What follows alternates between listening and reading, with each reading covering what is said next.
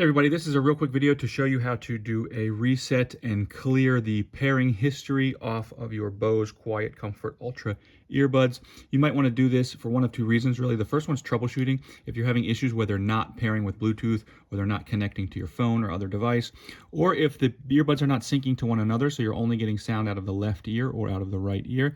This reset will fix a lot of these issues. Also, if you just want to get a fresh start and have them delete them off everything so that you can start and set them up like they're a new set of earbuds, it's really easy to do. We're just going to open the case, and this should be blinking blue here.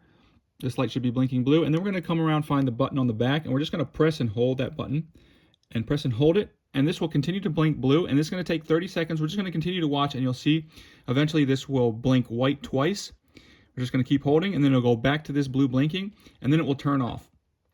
So we'll just hold it, and watch till you get that double blink. There we go, and now back to blue, and then it'll blink that a couple times and then turn off. And so now it has turned off. So what I'm going to do is I'm going to release the button, and now it's blinking white, and then it's going to blink white 5 times and then go back to that blue blinking. There you go, back to the blue blinking, which means it's now, everything has been erased off of it.